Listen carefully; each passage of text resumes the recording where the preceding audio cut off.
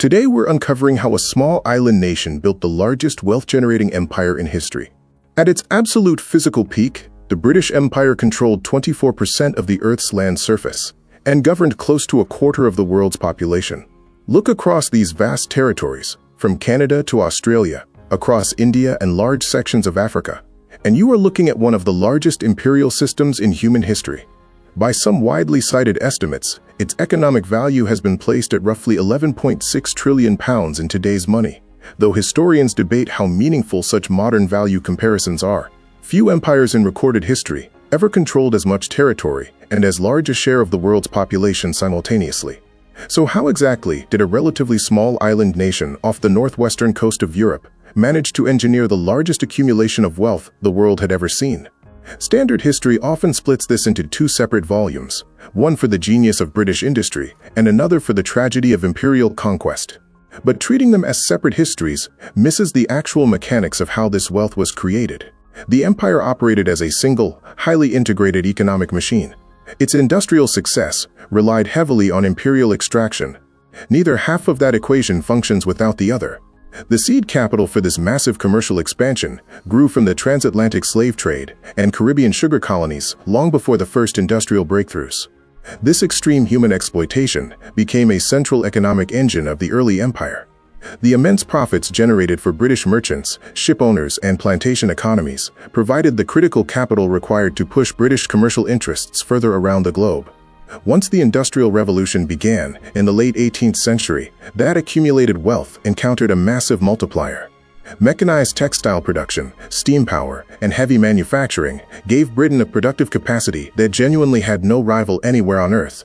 By 1870, Britain alone was producing an estimated 30% of the world's manufactured goods. To prevent this industrial machine from starving itself, Britain engineered a global supply chain where colonized territories were legally and economically structured to do both: supply cheap raw materials to the imperial center and serve as guaranteed captive markets for the resulting products. You can see exactly how this extraction model functioned on the ground by looking at India. British colonial policy forced Indian agriculture to prioritize the production of raw materials, particularly cotton, which was then shipped thousands of miles away to feed British mills. At the same time, colonial trade regulations actively suppressed India's own sophisticated domestic textile industry. This created a closed economic loop.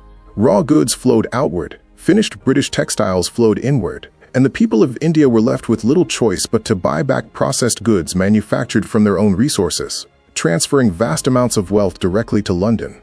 Moving that staggering volume of goods back and forth across the oceans required absolute control over shipping lanes.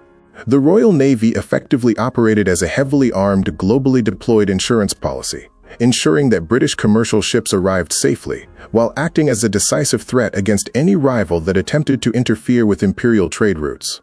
This relentless prioritization of British commercial profits came with severe, documented costs on the ground. Colonial administrators imposed rigid land revenue systems and tax structures that stripped local agricultural communities of their financial buffers, making it nearly impossible for them to store adequate food reserves or adapt to poor harvests. When droughts did occur, those administrative choices compounded natural shortages into catastrophes. During periods of severe crisis, colonial authorities frequently continued exporting grain from India rather than distributing it to starving populations, significantly worsening famines that killed millions of people. The famed Pax Britannica functioned as a military-backed economic order designed to protect British commercial interests, often at an enormous human cost. But the exact model that made Britain wealthy eventually helped arm its fiercest competitors. In the final decades of the 19th century, rapid industrializers like Germany and the United States began adopting and improving British manufacturing techniques without having to develop the technology from scratch. Benefiting from much larger domestic populations and vast internal resources, the American economy steadily caught up. By 1916, the United States had surpassed Britain in overall economic size. Then came a pair of compounding financial shocks. The empire's economic model was completely unequipped to survive. The two world wars demanded astronomical resources, effectively shattering Britain's extraction system and inflicting severe damage on its domestic industrial base.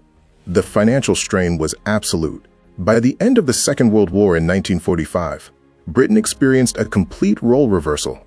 The nation that had spent a century acting as the world's dominant creditor was now burdened with massive international debts, primarily owed to the United States.